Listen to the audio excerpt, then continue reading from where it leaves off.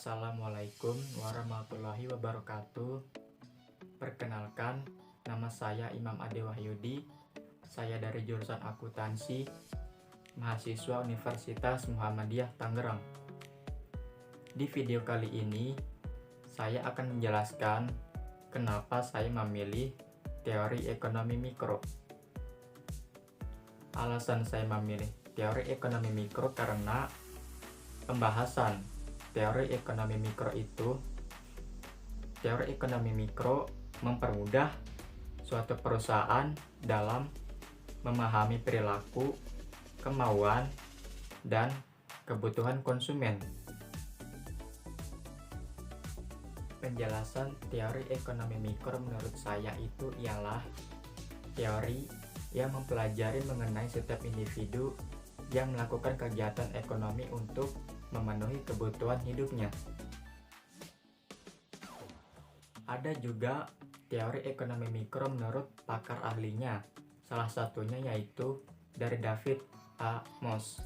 Beliau berpendapat bahwa ekonomi mikro merupakan langkah penganalisisan sebuah keputusan yang dibuat oleh individu atau kelompok, mulai dari faktor-faktor hingga ke pertimbangan akan biaya dan manfaatnya. Selanjutnya ada tujuan ekonomi mikro. Tujuan ekonomi mikro yang saya ketahui itu yaitu menganalisis setiap kegagalan suatu pasar dan mampu memproduksi hasil yang realistis. Maksudnya itu menganalisis produk-produk kegagalan yang dibuat sebelumnya untuk membuat produk yang baru dengan menambahkan apa yang kurang dari produk sebelumnya, supaya saat diproduksi hasilnya sesuai apa yang dicapai.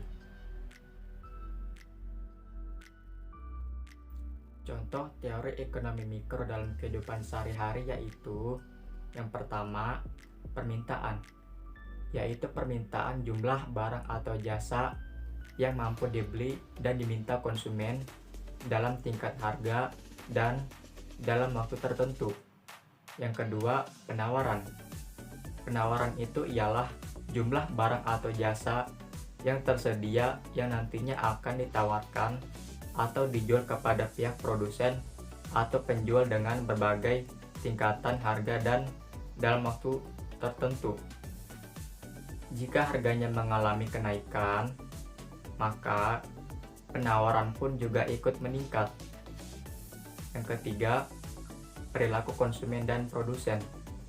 Maksudnya itu, kegiatan dan proses individu dalam memilih, mencari, membeli, mengevaluasi, dan menggunakan barang atau jasa dalam pemenuhan kebutuhannya. Selanjutnya ada ruang lingkup ekonomi mikro.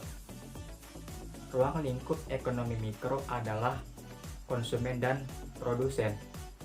Dalam dunia perekonomian, produsen dan konsumen ini adalah individu-individu pada rumah tangga, masyarakat, organisasi, atau perusahaan.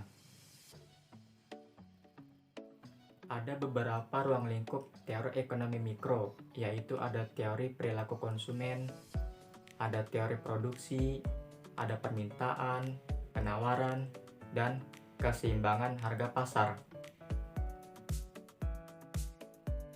Sekian penjelasan tentang teori ekonomi mikro dari saya.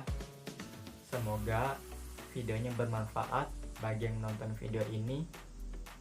Mohon dimaafkan jika ada kesalahan saat videonya berlangsung. Wassalamualaikum warahmatullahi wabarakatuh.